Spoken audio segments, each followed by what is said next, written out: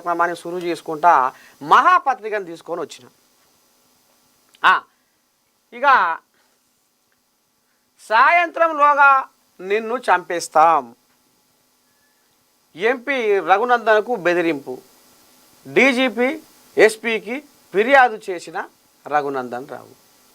ఇక మరి మధ్యప్రదేశ్కి వెళ్ళి నేను మావోయిస్టును మాట్లాడుతున్నా, ఇక నిన్ను మట్టిలో కలిపేస్తా రఘునందను, ఇక నిన్ను మట్టిలో కలిపేస్తా, నిన్ను భూమి మీద ఉండనియా అని ఈ రకంగా ఫోన్ చేసి ఇక మరి ఓ దౌల్బాజీగాడ మరి ఇంకెవడనన్నా ఎవడు ఏంది ఏం కథ. ఇక మొత్తానికి రఘునందన్ రావుకు ఫోన్ చేసి బెదిరించిర్రు అనేది మాత్రము ఇక మరి ఇది సోషల్ మీడియాలో కోడై కూస్తుంది.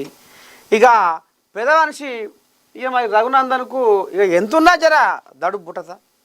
ఎవడు వీడు రాష్ట్రం కానీ రాష్ట్రము మధ్యప్రదేశ్ రాష్ట్రం ఆట, అక్కడికి వెళ్ళి ఎవడు నాకు ఫోన్ చేసి మావోయిస్టుని అంటుండు, అసలు ఈయన వెనకాల ఎవరున్నారు,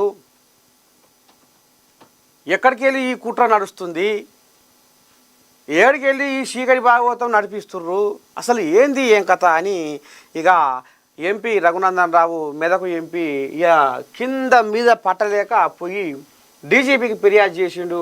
అక్కడ ఎస్పీకి కూడా ఫిర్యాదు చేసిండట పానభయంతో. ఏంది ఇంత అతగానంగా వచ్చి నాకు ఫోన్ చేసి ఇక రేపో మాపో నిన్ను లేపేస్తా అన్న కాడికి ఎందుకు వచ్చింది, అసలు ఏంది అనేది, సాయంత్రంలోగా నిన్ను చంపేస్తామన్నట్టుగా ఎవడు ఈ బెదిరింపులకు మరి వెనకాల ఉండి ఎవడు ఈ ఆట ఆడిపిస్తుండు అనేది ఇక మరి పోలీసు వాళ్ళు అయితే కేసు కట్టిరట. మొత్తానికి రఘునందన్ రావుకు ప్రాణభయం ఉంది అనేది తేటతెల్లమైంది. మరి పోలీసు వాళ్ళు కేసు కట్టి మరి దర్యాప్తు జరుపుతూ ఉన్నారట.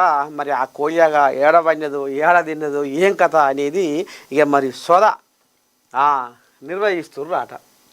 ఇక ఈ కోయా కథ ఇట్ట ఉంది. ఇక ఈ కోయాగా